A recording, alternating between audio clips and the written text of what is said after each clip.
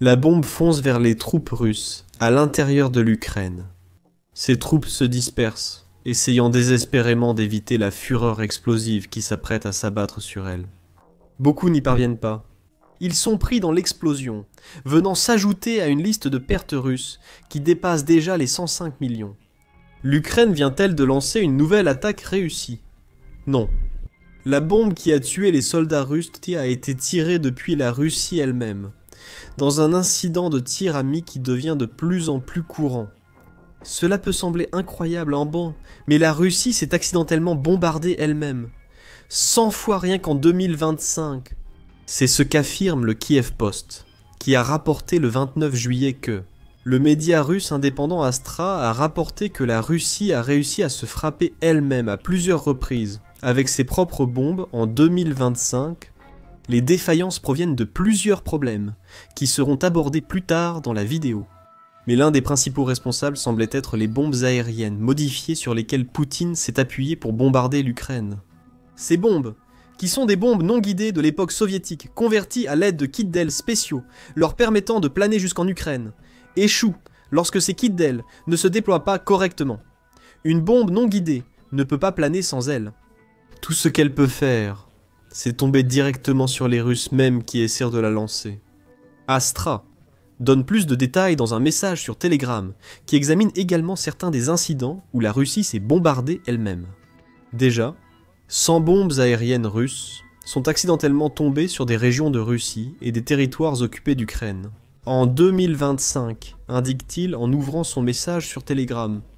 Pour information, ce chiffre couvre environ les 7 premiers mois de 2025.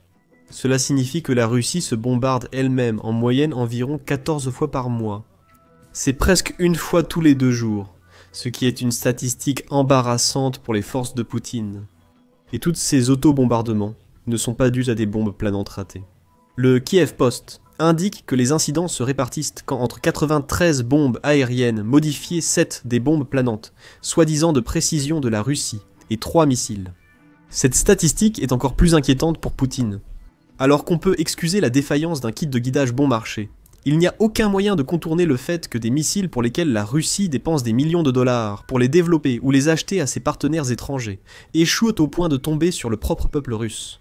Le terme « peuple » est utilisé très délibérément pour une raison simple. Il n'y a pas que les soldats russes qui doivent faire face au fait que leur propre pays se bombarde lui-même.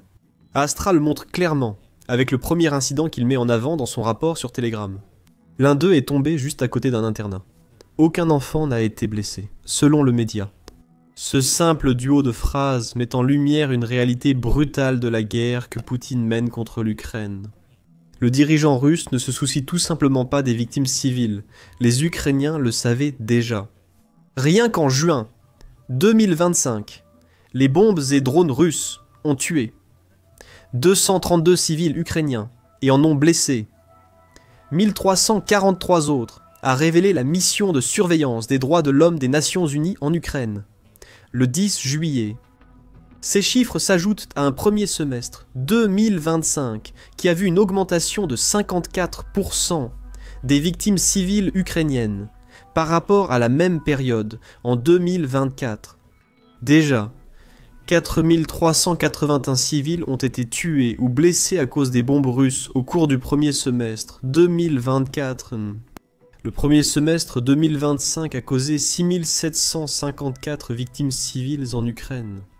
Cependant, la révélation que les bombes aériennes modifiées de la Russie, en particulier, échouent suffisamment souvent pour qu'environ 100 d'entre elles aient touché des civils et des soldats russes en est la preuve. Poutine ne se soucie pas non plus de son propre peuple. Il ne les vise pas activement comme il vise les Ukrainiens. Ce serait évidemment contre-productif. Mais Poutine ne montre aucune intention de changer de tactique, même lorsque la Russie elle-même est touchée par les bombes qu'il a approuvées pour le lancement. Heureusement, la bombe défectueuse qui est tombée près d'un internat n'a tué personne. Et il semble que la chance de Poutine est également tenue lors de l'autre incident, rapporte Astra. 5 nouveaux cas de chute de bombes aériennes russes ont été enregistrés par Astra, selon les données de sources depuis le 26 juin, indique la publication Telegram d'Astra. 2 bombes aériennes de fabrication sont tombées dans la région de Belgorod. Une bombe aérienne de fabrication 250 est tombée sur la rue Pobaidi, dans le village de Bodkarnovka, dans le district de Novoskolski. Et une bombe aérienne de fabrication 500 près d'une maison d'habitation, sur la rue Kalinina, dans le village de Berchakovo, dans le district de Chebikinsky. Il n'y a pas eu de victimes. La Russie a encore eu de la chance, on dirait. Et il en a été de même pour 3 autres incidents, sur lesquels Astra fait un rapport. 2 autres bombes aériennes russes sont tombées dans la partie occupée de la région de Donetsk, en Ukraine, à côté d'un immeuble résidentiel à Debaltsev, et juste à côté d'un internat pour enfants à Yassinou-Varta. Astra indique que les bombes n'ont pas explosé et ont été neutralisées. Personne n'a été blessé. Une autre bombe aérienne est tombée dans le village occupé de Vitokaya, dans la région de Zaporizhia, selon Astra. Encore une fois, aucune victime civile ne semble avoir été signalée, mais là n'est pas la question. Le fait que Poutine ait de la chance que les bombes ratées de la Russie ne tuent aucun citoyen de son pays n'enlève rien au fait qu'il ne semble pas s'en soucier. Ces bombes tombent d'abord sur le territoire russe. Et gardez à l'esprit qu'Astra n'a couvert que 9 des 100 incidents qui se sont produits en 2025. On ne sait pas grand-chose sur les 90 autres incidents, environ, y compris où les bombes sont tombées, ou combien de personnes en Russie elles ont pu tuer. Il est assez clair que la Russie a un problème de bombes aériennes que Poutine ne fait rien pour résoudre. Mais il se peut aussi qu'elle ait des problèmes avec les bombes planantes guidées de précision. Il a été mentionné plutôt que 7 des plus de 100 incidents enregistrés concernant les bombes planantes russes, plutôt que ces bombes aériennes modifiées. Cependant, le 10 juillet, le Kiev Post a rapporté un incident impliquant un missile dans la région frontalière russe de Belgorod. Il indique que des photographies et des séquences provenant de la région montrent ce qui semblait être un propulseur, en utilisant un missile Pantires-1 lancé contre le mur d'un immeuble résidentiel. Le Pantires-1 est un missile de défense aérienne, que la Russie déploie pour tenter de contrer les frappes de drones à longue portée de l'Ukraine sur son territoire. C'est ce qui semble s'être produit en juillet. L'Ukraine a envoyé des drones en Russie, et la Russie a répondu avec des missiles de défense aérienne. Une partie de l'un d'eux a constitué une surprise terrifiante pour les habitants sans méfiance de l'immeuble où il est tombé. Astra a publié à la fois une photographie et une vidéo du propulseur de missile sur sa chaîne Telegram, bien qu'elle n'ait pas confirmé si des civils avaient été blessés lors de la frappe. Donc il n'y a pas que les bombes aériennes modifiées avec des ailes déployables et certaines bombes guidées de précision qui déviennent de leur trajectoire. Les mêmes missiles que la Russie utilise pour défendre son territoire contre les drones longue portée de l'Ukraine représentent désormais une menace pour la population du pays. Et le fait que la Russie se frappe elle-même avec ses propres bombes n'est pas seulement un problème de 2025, elle faisait déjà la même chose en 2024. En mai 2024, le Kiev Post a rapporté que la Russie avait réussi à effectuer 50 largages anormaux de munitions sur son propre territoire au cours des 3 premiers mois de l'année. Largages anormaux de munitions est un terme ridicule. Au final, cela signifie que la Russie larguait des bombes sur elle-même. La plupart ont été largués accidentellement par des avions survolant les régions de Belgorod et de Voronezh en Russie. Et encore une fois, c'était le même problème. Les kits d'ailes des bombes planantes ne s'activant pas comme ils le devaient, laissant simplement tomber des bombes non guidées du ciel. Cette fois, les bombardements de la Russie elle-même ont causé plus de dégâts que toutes les bombes défectueuses dont Astra a parlé en 2025. Par exemple, le 12 mai 2024, la Russie a lancé l'une de ses propres bombes sur un immeuble à plusieurs étages à Belgorod, détruisant complètement la structure. Une autre explosion à Belgorod, environ une semaine auparavant, a détruit 30 maisons et blessé 7 civils russes. Dans les deux cas, la Russie a tenté de prétendre que l'Ukraine avait lancé des bombes sur Belgorod. Mais des sources indépendantes ont révélé que les véritables responsables étaient les forces armées volontaires. Des bombes non guidées que la Russie avait essayé de convertir avec ses kits de guidage. À la fin de 2024, Astra avait signalé au moins 165 incidents de ce type au cours de l'année, selon le Kiev Post. Si la Russie maintient le même rythme de bombardement sur elle-même qu'on a observé jusqu'à présent, en 2025, elle battra ce record d'environ 5 bombes. Encore une fois, cela montre à quel point Poutine a fait peu d'efforts pour essayer de résoudre un problème dont il est au courant depuis presque 2 ans. À ce stade, les bombes russes continuent de tomber sur son propre peuple, et Poutine ne fait rien pour y remédier. Donc, la Russie s'est frappée elle-même, avec environ 100 de ses propres bombes en 2025. La question évidente doit maintenant être posée. Pourquoi cela continue-t-il d'arriver? La première partie de la réponse implique un échec russe, qui a commencé dès le début de l'invasion de l'Ukraine par Poutine.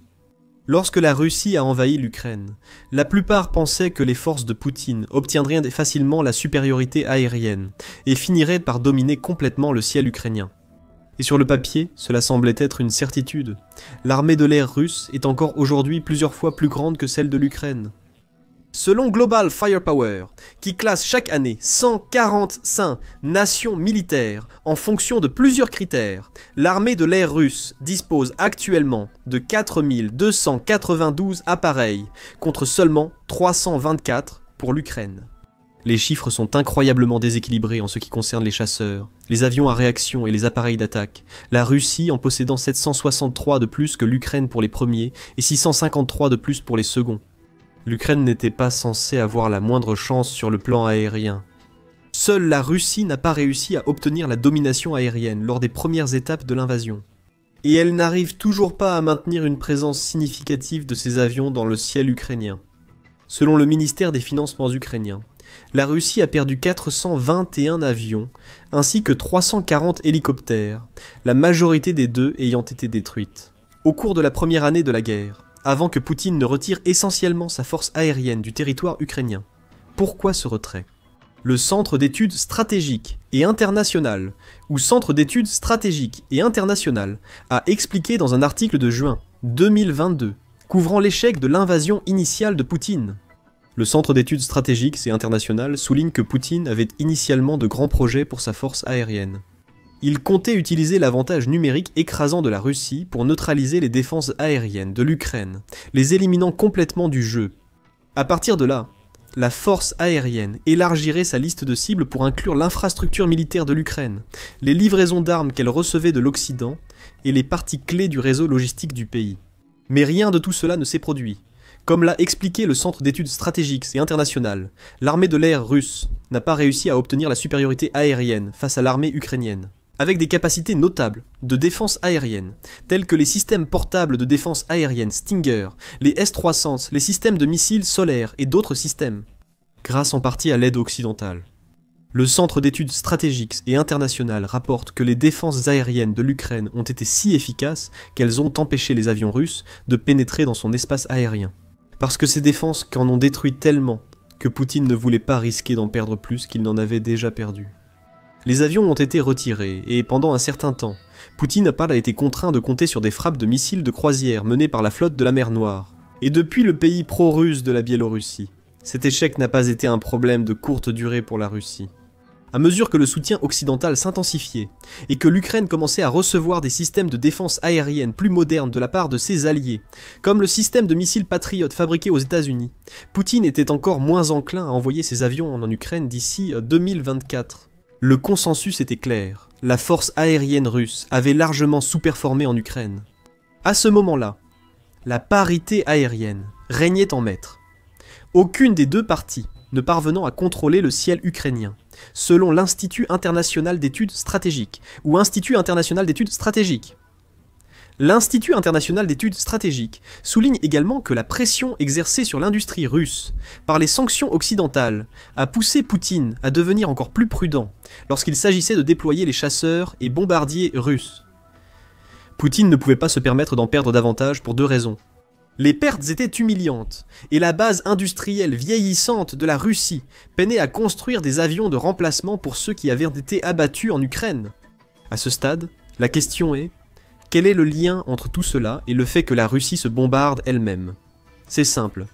Après que la Russie n'a pas réussi à faire valoir sa supposée supériorité aérienne en Ukraine, elle a été forcée de se tourner vers d'autres idées, pour s'assurer de pouvoir frapper l'Ukraine depuis les airs sans risquer de sacrifier ses avions. Et à la fin de 2023, puis au début de 2024, la Russie avait trouvé une réponse. Des bombes aériennes modifiées, ces mêmes armes qui échouent aussi souvent qu'elles poussent la Russie à s'attaquer elle-même.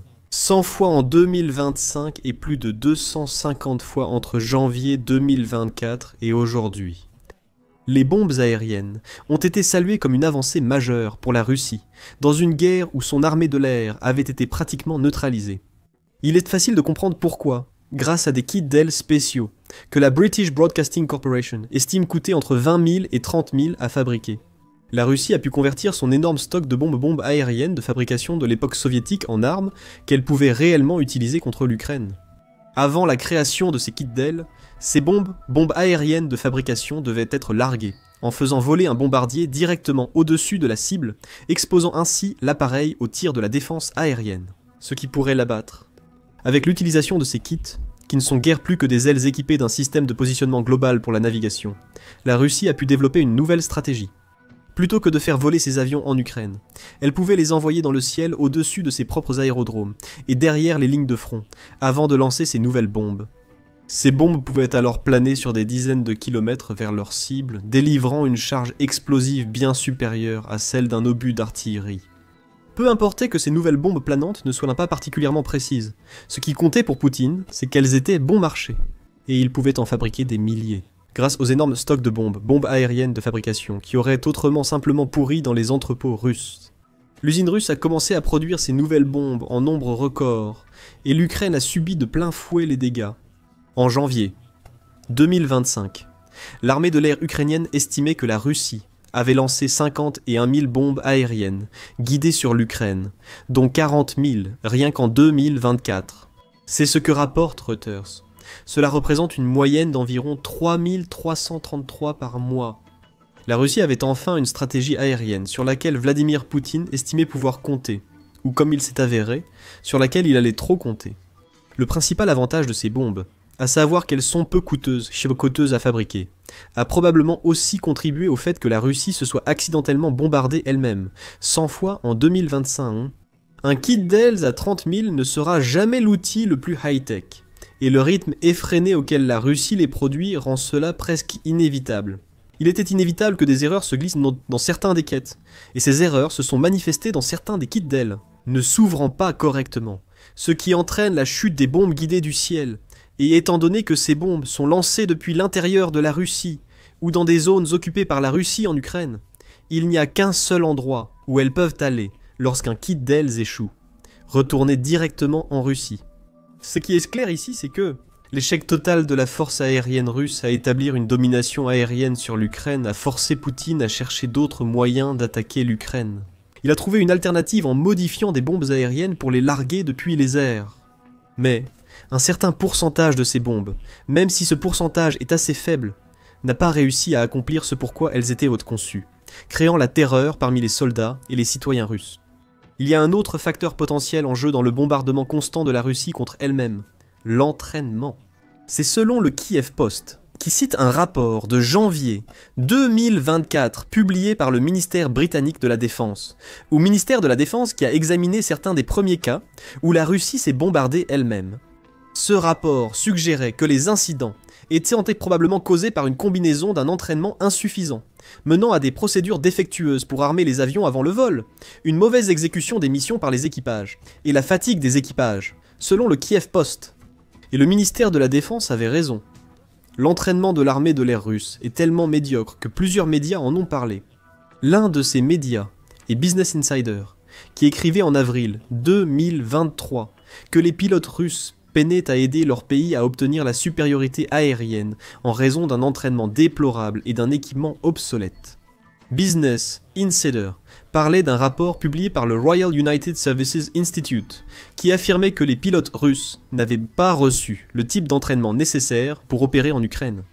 Très peu de pilotes russes d'avions à voilure fixe avaient reçu une formation significative ou récente pour le vol à très basse altitude et l'appui aérien rapproché dans un espace aérien contesté, car cela ne faisait jamais partie de leur tâche d'entraînement principale avant l'invasion, selon le rapport. Tout en ajoutant que la Russie n'a pas non plus investi dans les capteurs modernes, les armes et la formation dont ses pilotes ont besoin pour obtenir la supériorité aérienne que la Russie recherchait.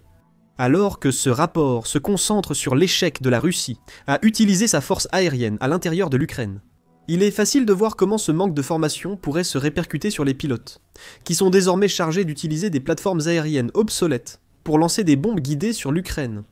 Après tout, si la Russie n'investissait pas dans une formation adéquate alors qu'elle avait le temps et l'argent pour se préparer à son invasion de l'Ukraine?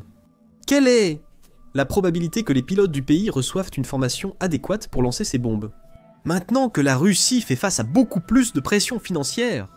Lors d'une conversation avec le Centre d'analyse des politiques européennes, le lieutenant général à la retraite de l'États-Unis Air Force, Scott Kinsvarta, a souligné de nombreux autres problèmes au sein de l'armée de l'air russe. Au-delà d'un manque de formation adéquate, les pilotes russes ne sont probablement pas aussi compétents ou expérimentés que Poutine en aurait besoin, souligne Kinsvarta. Ils ne semblent pas non plus bénéficier du soutien d'un personnel aérien adéquat, et sont souvent coupables soit de mal utiliser leur équipement, soit d'être obligés d'utiliser du matériel qui n'est pas adapté à sa mission. La corruption endémique au sein de l'armée de l'air russe a peut-être contribué à ces problèmes, ajoute Kinsvarta, ce qui est aggravé par une hésitation à révéler à quel point l'armée de l'air russe est en mauvais état après des années d'investissement dans de nouveaux avions, alors que la communication stratégique russe laisse entendre qu'ils sont modernes et professionnels. En d'autres termes, l'armée de l'air russe ne veut pas reconnaître ces nombreux problèmes, et Vladimir Poutine ne voudrait probablement pas l'entendre de toute façon. Ne sous-estimez pas l'impact que cette formation déplorable a pu avoir sur la mauvaise habitude de la Russie de lancer ses propres bombes sur elle-même. Oui, beaucoup de ces bombes ont peut-être touché la Russie à cause de défaillances mécaniques dans ses kits d'ailes développés à la hâte. Mais il est également possible que ces kits d'ailes aient été mal déployés par des pilotes inexpérimentés, et mal formés qui ne savent tout simplement pas ce qu'ils font, parce que la Russie ne consacre pas assez de temps, ni de ressources, à les former. L'armée de l'air russe est en ruine, et c'est ce chaos, peut-être plus que tout le reste, qui conduit à tant d'incidents où la Russie se bombarde elle-même alors qu'elle est censée frapper l'Ukraine. Aujourd'hui, l'armée de l'air russe échoue tellement qu'elle attaque son propre territoire avec des bombes. L'armée de l'air ukrainienne devient de plus en plus puissante. Non seulement les F-16 sont arrivés en Ukraine, mais le pays a trouvé une astuce presque magique pour rendre ses chasseurs américains intouchables. Découvrez-en plus dans notre vidéo et n'oubliez pas de vous abonner à l'émission militaire pour d'autres vidéos récentes sur les derniers échecs russes dans la guerre en Ukraine.